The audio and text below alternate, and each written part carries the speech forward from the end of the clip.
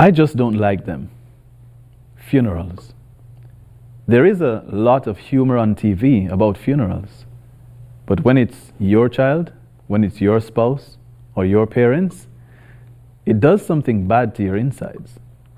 155,000 people die every day on this planet. At best, that's only a statistic. But at its worst, it's someone you know, someone you love, and it's something that hurts. So, what happens when a person dies? Is this just the end of the line as evolution teaches? Or is the grave, as many suggest, just a doorway that leads to a new reality? On this point, Jesus' teachings are a giant thunderbolt of confusion and contradiction to almost every form of religion that's out there, including Christianity.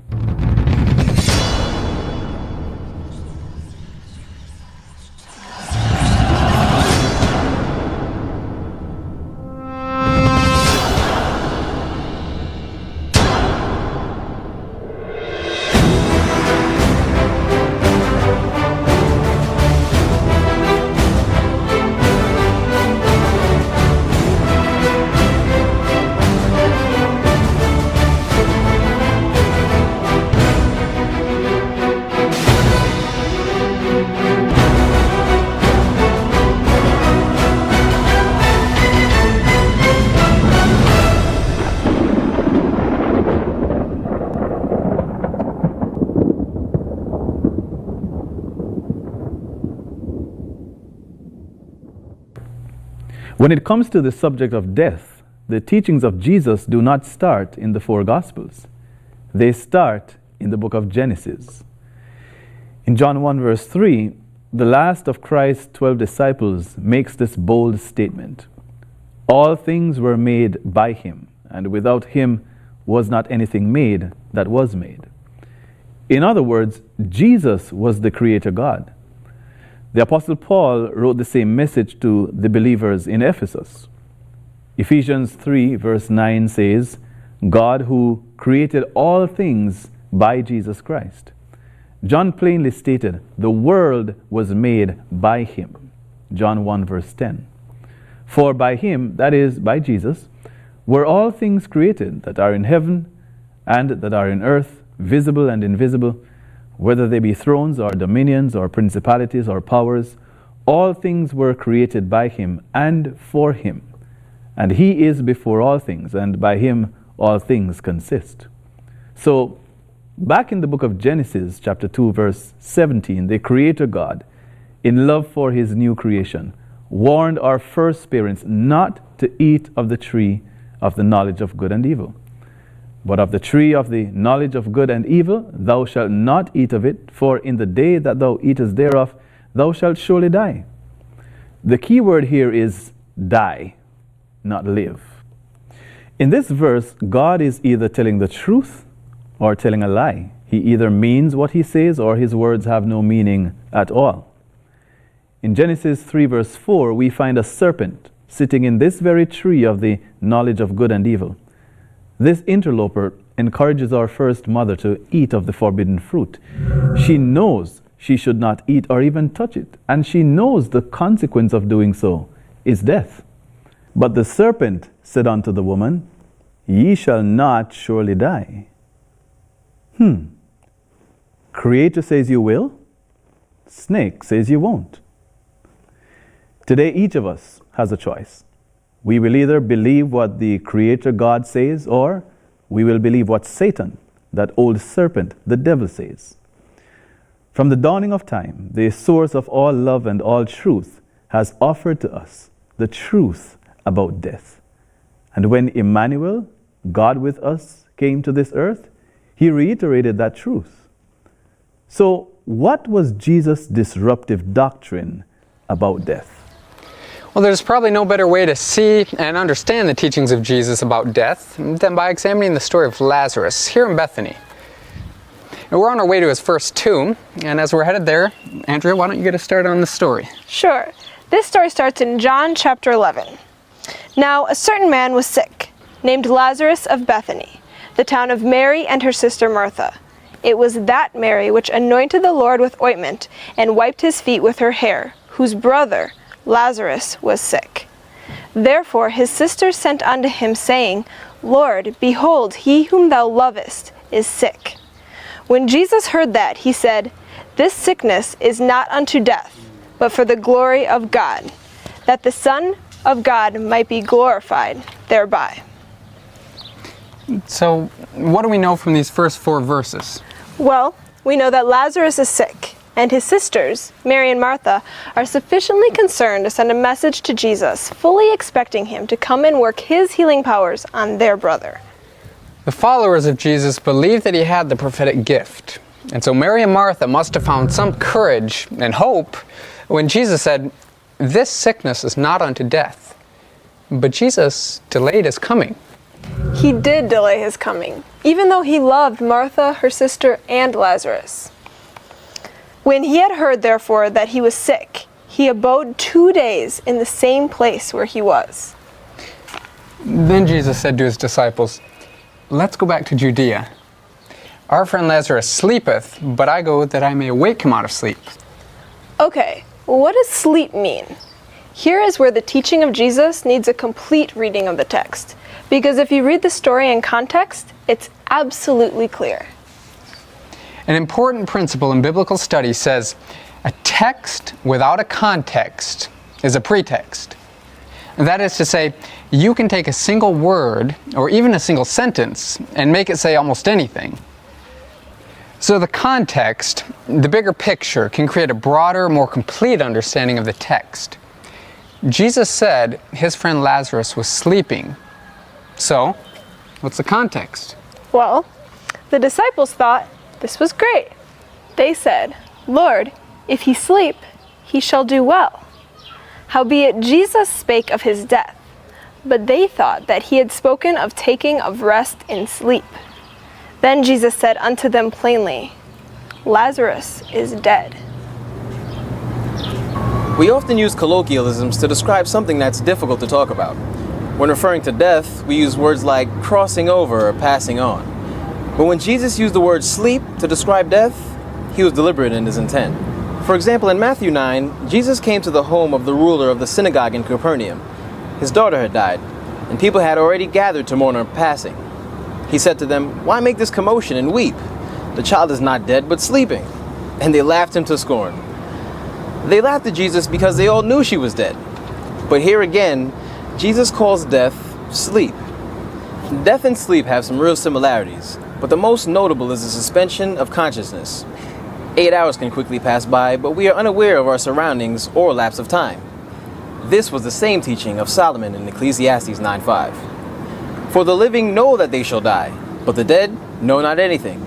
Neither have they any more a reward, for the memory of them is forgotten. The Word of God clearly states the dead don't know anything. Here in Israel, when you want to remember a departed loved one, it is a custom to leave a stone on the grave. It is a reminder to us, the living, that we are not the only ones who have come to remember.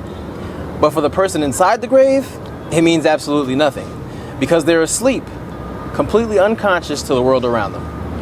Unfortunately, this restful truth does not resonate with most people on this planet, including Christians. But whether we choose to accept it or not, the truth is still the truth, and death, being an unconscious state of sleep, is the clear teaching of Scripture. In fact, 66 times the term sleep is used for death in 17 different books of the Bible. The same is true in the case of Lazarus. Jesus said, Lazarus was asleep and he was going to wake him up. The disciples took Jesus literally. He's sleeping, let him rest. Then said Jesus unto them plainly, Lazarus is dead. Two small observations here before we move on. Back in the day, they didn't have cell phones or email. So how did Jesus know that Lazarus was dead? The same way he knew that Lazarus' illness would not ultimately end in death. My second observation is that Jesus clearly understood that Lazarus had died, and so did everyone else. In fact, in the story of Lazarus in John 11, it is categorically stated 8 times that Lazarus was dead. And by the time Jesus had finally showed up, Lazarus had been dead for 4 days. Yes, it had been 4 days since Lazarus had died when Jesus finally showed up here in Bethany. And it would appear that Jesus was late. but God's plans know no haste and no delay. What appears to be our extremity is God's opportunity to better showcase his unlimited power and love for the human race. When Martha heard that Jesus was coming, she slipped out to meet him. And from the pain in her heart, she said, "Lord, if you had been here, my brother had not died." There was no recrimination in her words, just disappointment and sadness. But I think the next two verses reveal why she could keep herself from going negative. She knew who she was talking to. Absolutely. "If you had been here, my brother would not have died," she said. "But I know that even now, whatsoever thou wilt ask of God, God will give it thee." Martha knew she was talking to someone who wasn't limited. And that was born out of the promise he made to her. "Thy brother will rise again." So here's Jesus teaching on death. Just as sleep is temporary, so death is also temporary for those who love the Lord. But Martha already knew that. She did. Verse 24, Martha saith unto him, "I know he shall rise again in the resurrection at the last day." How did Martha know about the resurrection of the last day? Well, because she was also a disciple of Jesus. She knew what Jesus taught on that subject. And here's what he taught from Mark chapter 12, verse 26 and 27. "And as touching the dead, that they rise. Have ye not read in the book of Moses, how in the bush God spake unto him, saying, I am the God of Abraham, and the God of Isaac, and the God of Jacob. He is not the God of the dead, but the God of the living. Ye therefore do greatly err." Jesus said, there will be a time when the dead rise. That's exactly what Jesus said in John 5, 28 and 29. He said, "Marvel not at this, for the hour is coming when all who are in the graves will hear his voice and will come forth, they that have done good unto the resurrection of life, and they that have done evil unto the resurrection of damnation." Here Jesus expands our understanding with one more insight. Not only will there be a resurrection when dead people will come back to life, or the sleeping people will be awakened, there's actually going to be two resurrections. Now, we need to unpack that further, but we're going to do that at another time. The point we need to make here is that Jesus taught there is something beyond death. Indeed, and that something is called the resurrection. Right, and didn't Paul refer to that as the blessed hope? Yes, in his letter to Titus, he said he was looking for that blessed hope, and he defined that as the glorious appearing of the great God and our Savior, Jesus Christ, when the dead will be raised to life again. Hey, there's the tomb. In Matthew 21 and in Luke 20, the Bible makes it very clear that Jesus definitively believed in and taught the resurrection as one of his kingdom truths. But he told Martha, and he is telling us, that the resurrection is not so much an event in the future. The resurrection is a person. Jesus said unto her, "I am the resurrection and the life. He that believeth in me, though he were dead, yet shall he live." Jesus said, "I am the way, the truth, and the life. No man cometh unto the Father but by me." There is no resurrection and no life and no way to get there if we don't have Jesus. And in John 11 verse 26, Jesus makes such a radical claim, we must conclude that he is mad, or that he is opening up one of the most precious truths about death that we could ever embrace. "And whoever lives and believes in me shall never die." Do you believe this? Jesus asked Martha that question, and he's asking us that question. Whoever lives and believes in me shall never die. Do you believe this? Martha's answer was, "Yea, Lord, I believe that thou art the Christ, the Son of God, which should come into the world." She chose to say yes to the Lord's doctrines, yes to his teachings. his truth. Anyone can make a foolish claim that has no basis in reality. Martha, on the other hand, based her faith on the reality of prophecy that pointed directly to Jesus and on the works that Jesus had already done, the miracles he had wrought that could never have been done in normal human strength. In stark contrast to Martha's steady, calculated faith is the blatant and willfully blind rejection by the priests and Pharisees of Christ's teachings on death. The same truth that Christ shared with Martha in John 11, he had already sought to share with the Jewish leaders in John 8. Verily, verily, I say unto you, if a man keep my saying, he shall never see death. Then said the Jews unto him, now we know that thou hast a devil. Abraham is dead, and the prophets, and you say, if a man keep my saying, he shall never taste of death. Art thou greater than our father Abraham, which is dead, and the prophets are dead? Who makest thou thyself? By asking their indignant question in verse 53, are you greater than Abraham and the prophets? Who do you think you are? They were actually asking, are you greater than death? Jesus had said, if a man keep my saying, he shall never see death. Are you greater than death? No human being had ever cheated death. Even the great pillars of faith, Abraham, Isaac, and Israel, David, Daniel, and Isaiah, had all died.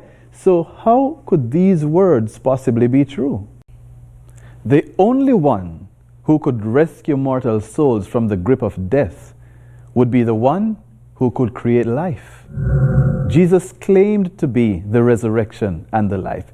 Either this is an idle claim or this is the truth.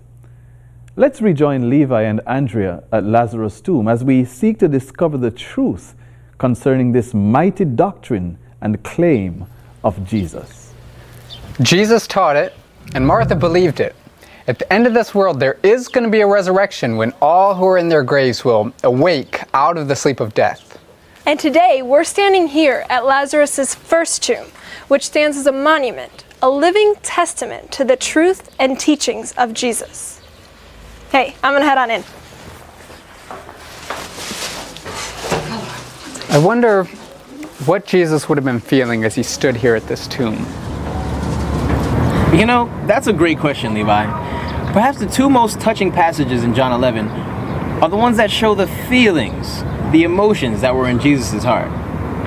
The first is verse 35, the shortest verse in the Bible. Jesus wept. No one gets through this life without some pain, without some tears. We live in a world at war with God's law of love.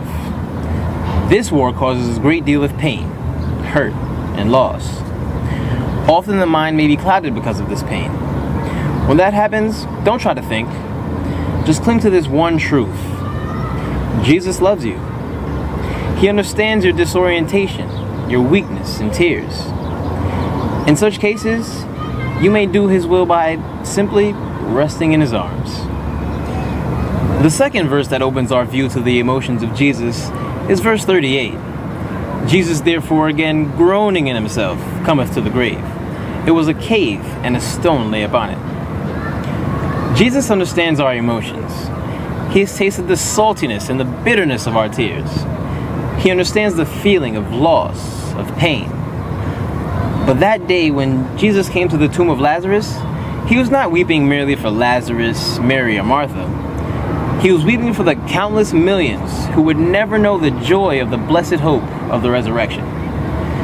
Jesus cares about everyone, even those who choose to reject him and are finally lost forever. He weeps for them.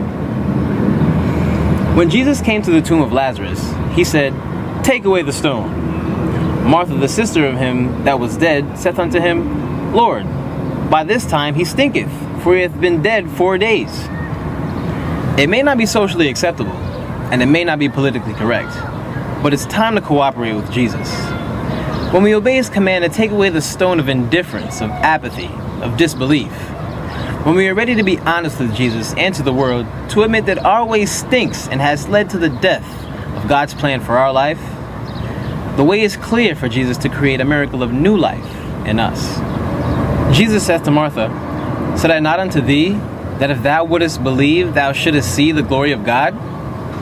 He wants us to see the glory and the power of God.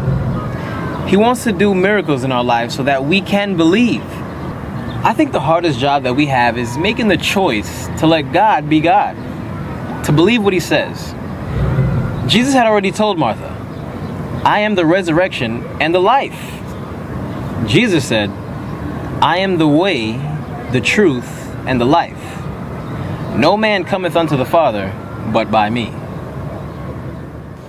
Just as described in the Bible, the tomb of Lazarus is a cave, and as such, you have to go down 28 steps to get to the bottom. When Jesus came to the entrance of this tomb, he fully intended to do a miracle. He was going to show that he was indeed more powerful than death, more powerful than our strongest fear. It looks less like a cave now since the Crusaders strengthened the tomb with masonry, which obscures most of the original rock surface. But the cave and its structure isn't what's important here. Here's where Jesus submitted humanity the ultimate proof, second only to his own resurrection, of his divinity. Here he presents a crowning act, a living evidence that he is indeed the Son of God.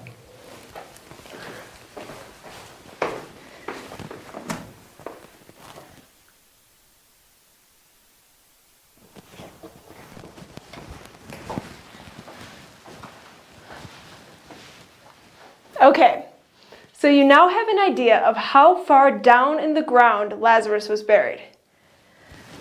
All right, Levi, what happens next?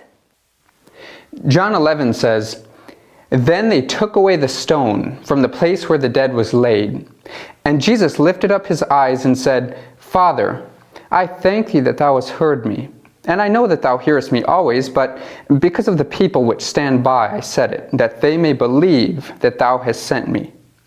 And when he thus had spoken, he cried out with a loud voice, Lazarus, come forth. With intense and painful interest, all up at the entrance were listening and watching for the evidence that would substantiate his claim to be the Son of God. They wanted to know if Jesus really did have power over the grave. The voice of Jesus was clear and penetrating. It pierced the ear of the dead and sleeping Lazarus. Life sprang into the lifeless shell of a man, and he lived. There's just one problem. Lazarus was wrapped up like a mummy. John 11:44 says, He was bound hand and foot with grave clothes, and his face was bound about with a napkin. So the same power that gave him life picked him up and transported his once limp body out of the burial chamber and up the steps and placed him at the entrance of the tomb.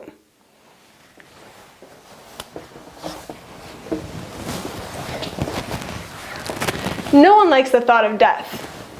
Placed in the ground to decompose, and that was never God's intention. His desire is for us to live forever. And what happened to Lazarus here wasn't some strange, isolated incident. And Jesus said, a time is coming when all who are in their graves will hear his voice and will come out. Those who have done good will rise to live, and those who have done evil will rise to be condemned. The teachings of Jesus make it absolutely clear how anyone can escape their tomb and live forever with him.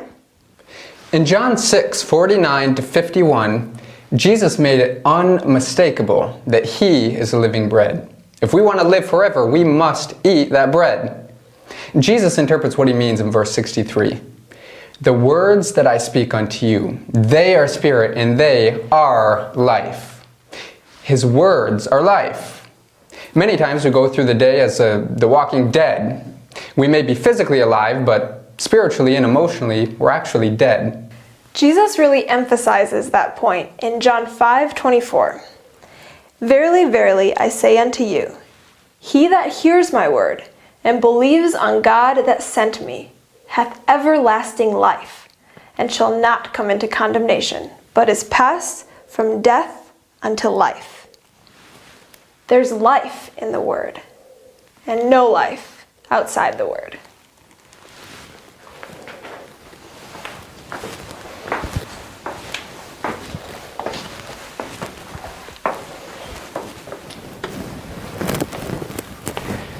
And Jesus also taught that just hearing and believing his words isn't enough to escape death.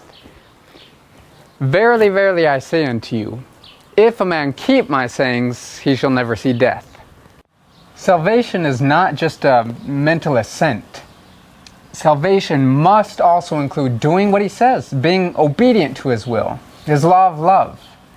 Saying yes to him with every choice. Andrea, Levi, I believe it. Starting in Genesis, the Bible teaches that life comes from God, and obedience to him preserves that life. If you disobey, you lose that life. You die. In John 3 verse 16, Jesus confirmed that teaching, that doctrine. Now, there are some Christians who find this teaching so disruptive. No, we have a soul that lives on, a spirit consciousness that transcends death. We go to heaven immediately when we die. Often stated, but not biblical. The three words translated in the Bible as immortal are only used in 16 verses. Not once are they used to tell us that a human soul is immortal. In fact, these verses tell us the exact opposite. 3 verses tell us plainly that only God is immortal. And here is the verse that is most clear. It speaks to us of the King of Kings and Lord of Lords, who only hath immortality, while dwelling in the light which no man can approach. 9 of the verses make clear that man is not immortal. And 9 of the verses make clear that man is searching and striving for immortality. If, as some suppose, we already have an immortal soul, then why would we be searching for it? So, who are you going to believe? God and his Bible, or Satan? The serpent told Eve, "You won't die." But the evidence shows he was wrong, dead wrong. And that old snake is still tempting us to believe his lie. So, I've chosen to believe the clear teachings of Jesus. There is life after death, but that will be at the resurrection, at the last day. That's what Jesus said in John 6 verse 44. No man can come to me except the Father which hath sent me draw him, and I will raise him up at the last day. Behold, I show you a mystery, writes Paul. We shall not all sleep, but we shall all be changed in a moment, in the twinkling of an eye, at the last trump. For the trumpet shall sound, and the dead shall be raised incorruptible, and we shall be changed. Lazarus' first tomb is empty, proving Jesus has power over death and the tomb. So, who are you choosing to believe? The truth, or the one who has already proven himself to be dead wrong?